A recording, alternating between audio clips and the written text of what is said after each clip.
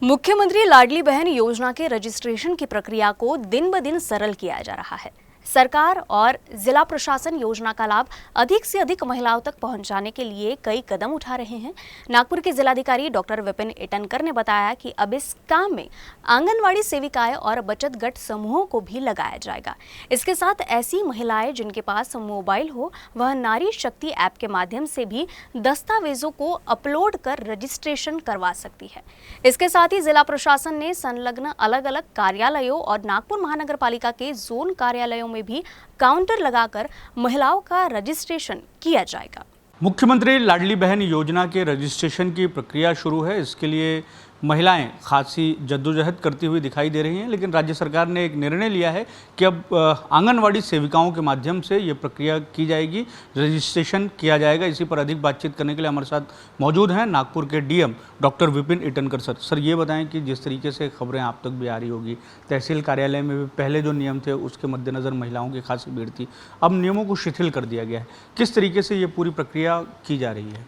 पहले तो ये बता दूंगा मैं कि 1 तारीख से ये योजना रजिस्ट्रेशन के लिए खुली हुई है। और अभी जो ऐप जो बनाया था इसमें 3-4 तकलीफ़ें जो हम 4-5 दिन में मौदा हिंगना के जब ग्रामीण भाग में हम गए तो 3-4 तकलीफ़ें लोगों को फेस हो रही थी, बट अब वो महाराष्ट्र शासन ने पूरी तरह से सॉल्व कर दिए।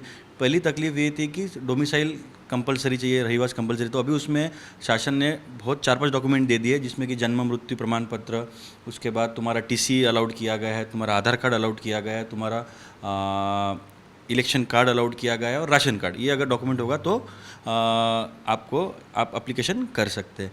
दूसरा तकलीफ ये थी कि कुछ महिलाएं विवाहित होने के बाद महाराष्ट्र में आई हैं, तो उनके लिए भी शासन ने बोला कि अगर उनके पति का रहिवास है, उनके पति का जन्म दाखला है, उनके पति का आधार इलेक्शन कार्ड है, तो वो भी एलिजिबल होएगी। दूसरा ये था कि ये फॉर्म्स कहाँ भरे जाएंगे, ऑफलाइन भरे जाएंगे कि ऑनलाइन भरे जाएंगे। तो 2 दिन लोड बढ़ने की वजह से ऐप थोड़ा प्रॉब्लम आ रही थी, तब गवर्नमेंट ने ऑफलाइन फॉर्म भरने को अलाउड किया था, वो भरना शुरू है। और कल से हम देख रहे हैं, सुबह भी हमने डेमो लिया, ऐप अभी अच्छी तरह से चल रहा है, सब तालुका उसके ऑनबोर्ड आ गए हैं और एप्लीकेशन हम भर रहे हैं। तो हमने ये स्ट्रैटेजी बनाई है, हमने 3 तरह की स्ट्रैटेजी बनाई है, एक ग्रामीण भाग के लिए, एक काउंसिल्स के लिए और एक कॉरपोरेशन के लिए। तो ग्रामीण भाग में हम ग्राम पंचायत में ही सबको और आंगनवाड़ी में सबको बिठाएंगे, जहाँ पे तलाठी, ग्राम सेवक, मुख्याध्यापक सब आएंगे, ताकि डॉक्यूमेंट जो लगना है वही के वही मिल के वही के वही मोबाइल पे अपलोड हो जाएगा। अगर कोई महिला के पास मोबाइल नहीं है तो उसका ऑफलाइन फॉर्म भर के हम लेंगे और बाद में हम उसको ऑनलाइन कर देंगे। काउंसिल्स में हमने किया है कि वार्ड ऑफिसर्स को हमने बोला है, वार्ड ऑफिसर्स भी मदद करेंगे, वहाँ पे आंगनवाड़ी में भी भरा जाएगा और काउंसिल्स के ऑफिस में भी भरा जाएगा।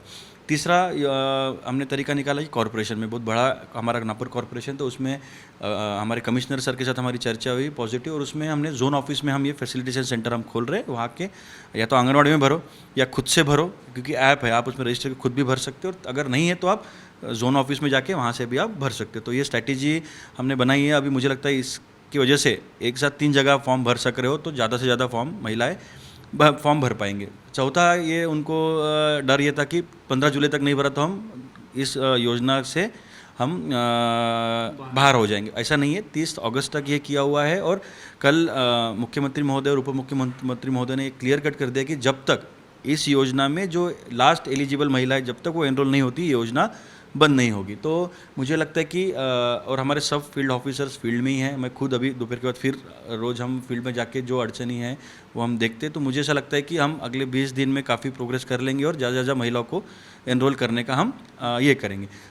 लास्ट का बदलाव ये किया है, पहले इसके अध्यक्ष जिलाधिकारी थे, अब उन्होंने पालक मंत्री महोदय को अध्यक्ष किया है और सदस्य सचिव मेंबर सेक्रेटरी कलेक्टर को किया है, ताकि कलेक्टर के अंडर सब डिपार्टमेंट आते तो सब डिपार्टमेंट एक साथ टीम की तरह काम करने की वजह से वो जिलाधिकारी को सदस्य सचिव बनाया है। और एक एडिशनल गवर्नमेंट ने किया है कि जिससे कि जो स्क्रूटिनी है वो जल्द गति से होए, तो तालुका लेवल पर एक सदस्य के अध्यक्षता में कमेटी बनाई है, जिसके मेंबर सेक्रेटरी तहसीलदार है और उसमें तालुका लेवल के सभी अधिकारी है, सो दैट कोई डॉक्यूमेंट मिसिंग हो गया, कोई डॉक्यूमेंट गलत बन गया तो क्लीन करने के लिए और क्लियर करने के लिए कमेटी बनाई है। तो पूरी तरह हमारा प्रशासन सज्ज है।